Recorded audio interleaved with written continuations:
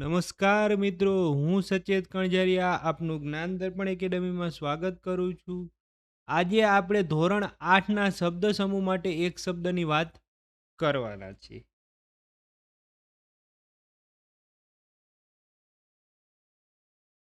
ચાલો, સૌથી પહેલા શું છે તો કે જમવા માટે થાળીમાં મૂકવું, તો એને શું કહેવાય? તો કે એને કહેવાય પીરસવું. એને શું કહેવાય? તો કે પીરસવું. પછી તો કે ખડું કરવાની જગ્યા, તો એને કહેવાય ખડાવાડ. ખડા અને વાડ,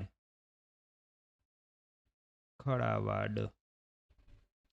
પછી તો કે રોમાંચ પમાડે તેવું, તો રોમાંચક.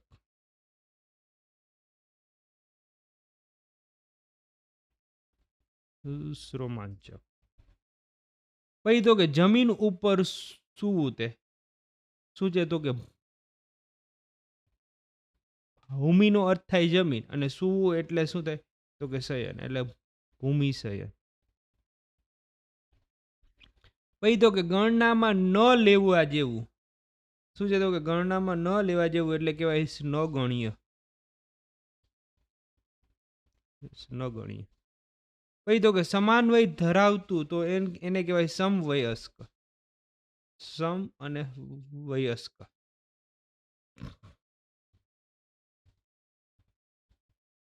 સમવયસ્ક. પછી તો કે લોખંડને આકર્ષકવા ના ગુણ વાળું એક દ્રવ્ય, તો એને કહેવાય લોહ ચુંબક. લોહ ચુંબક.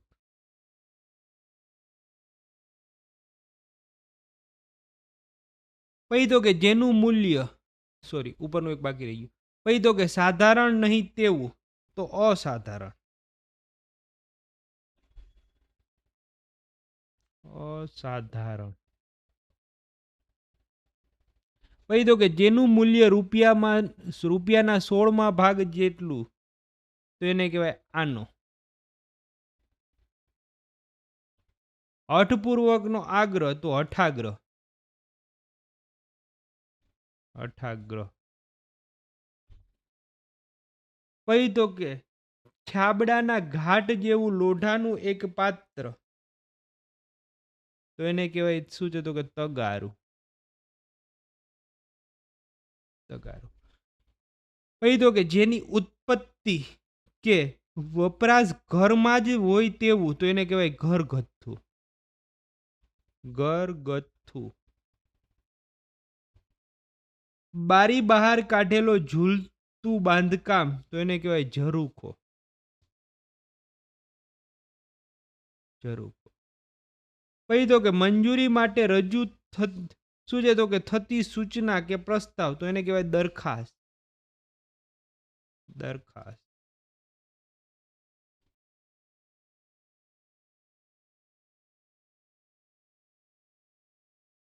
પછી તો એક કાનેથી બીજા કાને એમ ફેરવવું.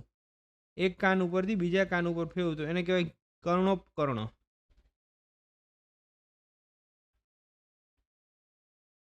કર્ણોપ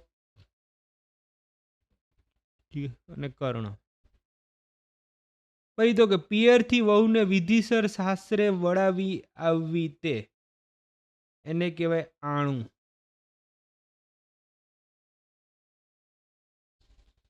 પછી તો કે વચ્ચે વચ્ચે બાંધીને જુદા રંગની રંગેલી ઓઢણી, તો એને કહેવાય બાંધણી. વચ્ચે વચ્ચે બાંધીને જુદા જુદા રંગથી રંગેલું ઓઢણું, એટલે કહેવાય બાંધણી.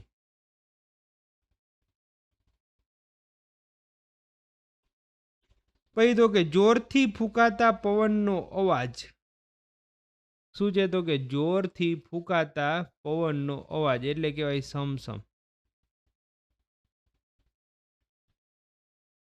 પછી તો કે થોડા દિવસ પછી પાછું આપવાની શરતે લીધેલું, એટલે કે ઉછીનું. થોડા દિવસ પછી પાછું આપવાની શરતે લીધેલું, તો એને કહેવાય ઉછીનું. ઉછીનું. પછી તો કે વ્યક્તિની ખાસિયતો અને એના ગુણના લક્ષણો, તો એને કહેવાય ઈ શું છે? તો કે વ્યક્તિત્વ.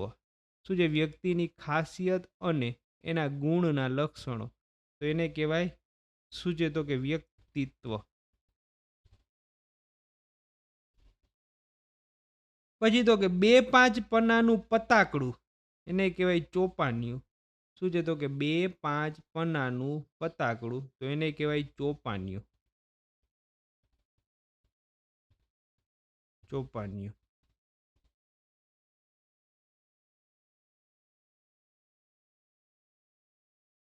પછી તો કે શું છે? તો કે કારેલા પ્રત્યે ભારે શું છે? તો કે પ્રતીતિ ધરાવનાર, તો કારેલા લઠ્ઠું.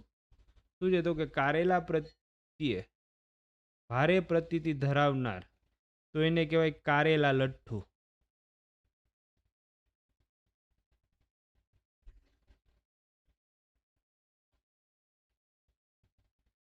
કારેલા લઠ્ઠું. પછી તો કે ચક્ર સંવતથી આરંભતા વર્ષનો પ્રથમ દિવસ એટલે ગુડી પડવો. શું છે? તો કે ચક્ર સંવતથી આરંભતા વર્ષનો પ્રથમ દિવસ એટલે ગુડી પડવો. ગુડી પડવો. પછી તો કે પ્રવાહી પદાર્થ ચુસ્ત શું છે? તો કે ચૂસાતા થતો અવાજ એટલે સબડકો. શું છે? તો કે પ્રવાહી પદાર્થ શું છે? તો કે ચૂસતા થતો અવાજ એટલે એને કહેવાય સબડકો. સબડકો. પછી તો કે ઉલટી થવાનો ઉબકો એટલે ઉબકો. શું છે? તો કે ઉલટી થવાનો ઉછાળો એટલે ઉબકો. ઉબકો.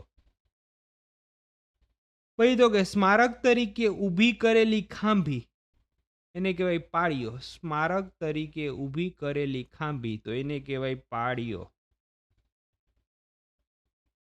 પાળીઓ. પછી તો કે સૂર્યના વંશમાં જન્મેલું, તો એને કહેવાય સૂર્યવંશી. શું છે? તો કે સૂર્યના વંશમાં જન્મેલું, તો એને કહેવાય સૂર્યવંશી. સૂર્યવંશી. પછી તો કે આવી પડેલું વગર નોતરે આવેલું અતિથિ.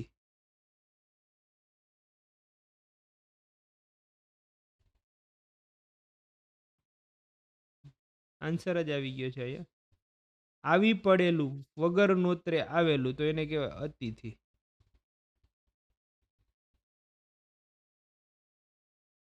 અને આમને હોય કન્ટિન્યુ આવી પડેલું વગર નોતરે આવેલું અતિથિ, તો એને કહેવાય શું છે? તો કે આંગતુક. આ પણ કહેવાય અતિથિ, મહેમાન તરીકે ઉપયોગ થાય.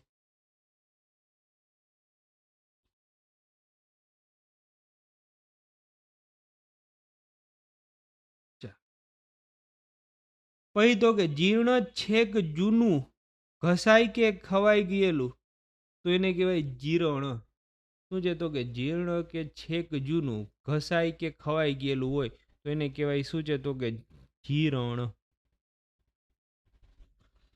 પછી તો કે ઘરની બાજુની દિવાલ, તો એને કહેવાય કરો. ઘરની બાજુની દિવાલ, તો એને કહેવાય શું છે? તો કે કરો. પછી તો કે રક્ષિત નહીં એવું, તો અરક્ષિત. રક્ષિત નહીં એવું, તો એને કહેવાય અરક્ષિત.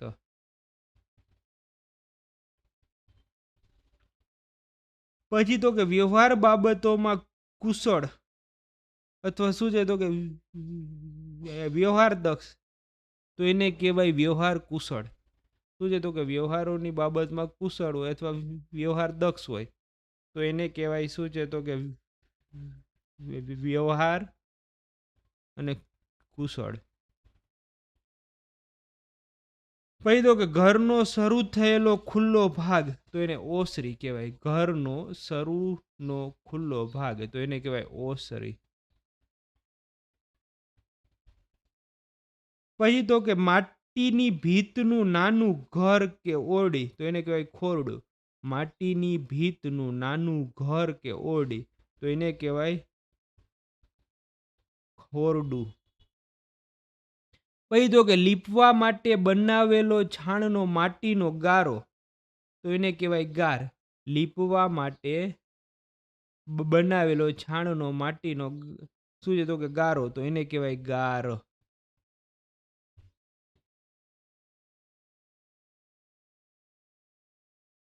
ચાલો. પછી તો કે મરનારને સુવાડવા લીપી શું છે તો કે લીપને તૈયાર કરેલી જગ્યા, તો એને કહેવાય શું છે તો કે ચોખ્ખો. એટલે કે મરનારને સુવડાવવા લીપીને તૈયાર કરેલી જગ્યા હોય એને કહેવાય શું છે તો કે ચોખ્ખો. જે વ્યક્તિનું શું છે તો કે મૃત્યુ પામે છે એને સુવાડવા માટે જે શું છે તો કે લીપીને જગ્યા બનાવવામાં આવે છે એની વાત છે. પછી તો કે ઢોરના નિરણ માટે આડું લાકડું રાખીને કરેલી જગ્યા, તો એને કહેવાય ગમાણ. શું છે તો કે ઢોરના નિરણ માટે, નિરણ એટલે ચરણ માટે આડું લાકડું રાખીને કરેલી જગ્યા, તો એને કહેવાય ગમાણ. પછી તો કે લાગણીના ઉભરાથી છાતીમાં ભમરાતો ડચુકો એટલે કે ડૂમો મારવો, તો એને કહેવાય ડૂમો. શું છે તો કે લાગણીના ઉભરાથી છાતીમાં શું છે તો કે ભમરાતો ડચુકો અથવા શું છે તો કે ડૂમો ભરવો, તો એને કહેવાય ડૂમો. પછી તો કે ઘરની પાછલી શું છે તો કે ભીત, ઘરની પાછલી ભીત, તો એને કહેવાય પછીત.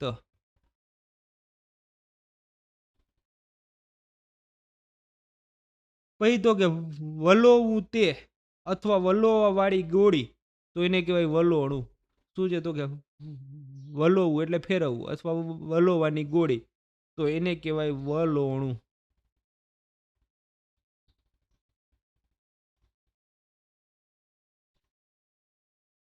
પછી તો કે કોઈ દોષ ગુનો કર્યો હોય તેવું મનોમન અનુભવવું, તો એને કહેવાય અપરાધ. શું છે તો કે કોઈ દોષ ગુનો કર્યા હોય તેવું મનોમન અનુભવવું, તો એને કહેવાય અપરાધ. અપરાધ ભાવ. પછી તો કે બાનામાં આપેલા પૈસાનું ખત, એને કહેવાય બાના ખત. શું છે તો કે બાનામાં આપેલા પૈસાનું ખત, તો એને કહેવાય બાના ખત.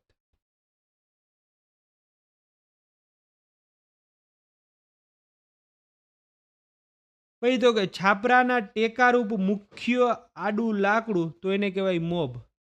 શું છે તો કે છાપરાના ટેકારૂપ મુખ્ય આડું લાકડું હોય, તો એને કહેવાય મોભ. પછી તો કે જોઈ ન શકાય તેવું, તો અદ્રશ્ય. શું છે તો કે જોઈ ન શકાય તેવું, એટલે એને કહેવાય અદ્રશ્ય, અદ્રષ્ટ અથવા અદ્રશ્ય. પછી તો કે વાતચીતથી થતો ઓછો ઘોંઘાટ, તો એને કહેવાય કલબલ. વાતચીતથી થતો ઓછો અવાજ, તો એને કહેવાય શું છે તો કે કલબલ. પછી તો કે પગનો ચાલવાનો અવાજ, તો એને કહેવાય પગરવ. પગનો ચાલવાનો અવાજ એટલે કહેવાય શું છે તો કે પગરવ. પછી તો કે ઢીલ કરવા નકામાં આમ તેમ ફર્યા કરવું, તો એને કહેવાય શું છે રસડવું. શું છે તો કે ઢીલ કરવા નકામાં આમ તેમ ફર્યા કરવું, તો એને કહેવાય રસડવું. પછી તો કે વર્ણ લંબાવી કે રાગડો તાણીને બોલવું તે, એટલે લહેકો. શું છે તો કે વર્ણ લંબાવીને કે રાગડો તાણીને બોલવું, તો એને કહેવાય શું છે તો કે લહેકો.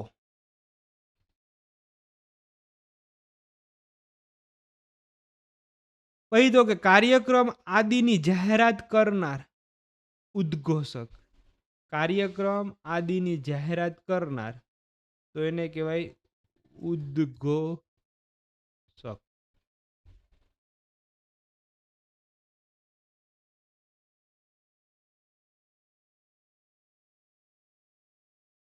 પછી તો કે મુખ્ય પરંપરાથી ચાલતી આવેલી વાર્તા, તો એને કહેવાય દંતકથા. શું છે તો કે મુખ્ય પરંપરાથી ચાલતી આવતી વાર્તા, તો એને કહેવાય દંતકથા. દંતકથા. પછી તો કે 100 વર્ષનો ગાળો અથવા 100 વર્ષનો ઉત્સવ તો એને કહેવાય શતાબ્દી. શું છે તો કે 100 વર્ષનો ગાળો કે 100 વર્ષનો ઉત્સવ તો એને કહેવાય શતાબ્દી. પછી તો કે માયા દ્વારા ઊભી થતી જંજાળ શું છે તો કે એને કહેવાય માયાજાળ. શું છે તો કે માયા દ્વારા ઊભી થતી જાળ તો માયાજાળ. તો શું છે તો કે માયા અને જાળ, માયાજાળ. પછી તો કે જાદુના ખેલમાં કરવામાં આવતી હાથની ચાલાકી તો હાથ ચાલાકી. શું છે તો કે જાદુના ખેલમાં કરવામાં આવતી હાથની ચાલાકી તો એને હાથ ચાલાકી કહેવાય. હાથ ચાલાકી. પછી તો કે સહેલગા માટે એક પ્રકારની કાશ્મીરી હોળી. શું છે તો કે સહેલગા માટે એક હોળી હોય તો એને શું કહેવાય તો કે શિકારો. સહેલગા માટે એક પ્રકારની કાશ્મીરી હોળી હોય તો એને કહેવાય શિકારો. પછી તો કે થોડા રૂની ઓઢવાની એક પ્રકારની ગોદડી તો એને કહેવાય રજાઈ. શું છે તો કે થોડા રૂની ઓઢવાની એક પ્રકારની ગોદડી તો એને કહેવાય રજાઈ. પછી તો કે નજીવા લાભ માટે કાળી મજૂરી કરવી તો એને કહેવાય ગધા વેતરું. શું છે તો કે જીવવા માટે લાભ અને શું છે તો કે જીવવા માટે લાભની શું છે તો કે માટે કાળી મજૂરી કરવી તો એને કહેવાય ગધા વૈતરું.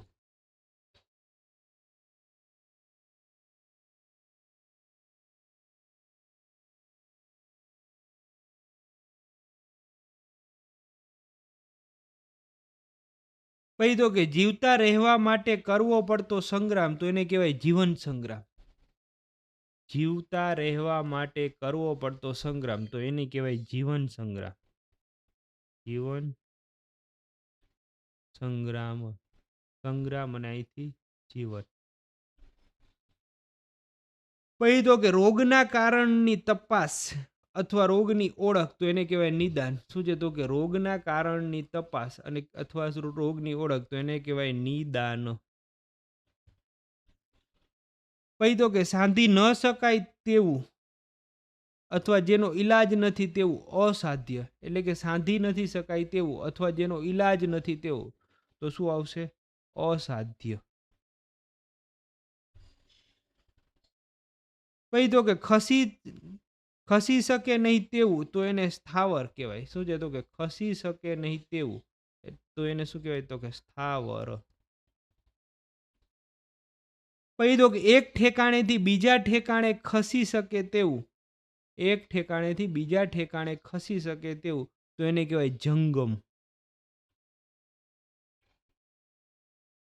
પછી તો કે ઘાસ પાંદડા વગેરેથી બનેલી ઝૂંપડી તો એને કહેવાય પર્ણ અને કુટીર. શું છે તો કે ઘાસ અને પાંદડા વગેરેથી બનેલી. શું છે પાંદડાને જ કહેવાય પર્ણ અને ઘરને કહેવાય શું છે તો કે કુટી એટલે કહેવાય પર્ણ કુટી. પછી તો કે અભિમાન કે અહંકારને કારણે બીજાને પરેશાન કરવાની મનોવૃત્તિ તો એને કહેવાય આસુરી વૃત્તિ. અભિમાન કે અહંકારને કારણે બીજાને પરેશાન કરવાની મનોવૃત્તિ તો એને શું કહેવાય તો કે આસુરી વૃત્તિ.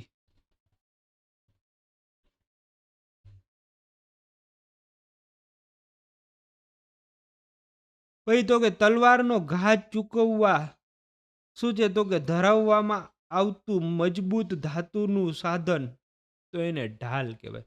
તલવારનો ઘા શું છે તો કે ચૂકવવા ધરાવવામાં આવતું મજબૂત ધાતુનું સાધન હોય તો એને શું કહેવાય તો કે ઢાલ કહેવાય. પછી તો કે પોતાના પિતાના જેવા જ આદર કરવા યોગ્ય વ્યક્તિ તો એને પિતા તુલ્ય કહેવાય. શું છે તો કે પોતાના પિતા જેવા જ આદર કરવાનો શું છે તો કે વ્યક્તિત્વને એને કહેવાય શું છે તો કે પિતા તુલ્ય. પછી તો કે જ્યાં કોઈ સંભાળે નહીં ત્યાં કરેલું રુદન. જ્યાં કોઈ સંભાળે નહીં ત્યાં કરેલું રુદન. તો અરણમ્ય રુદન.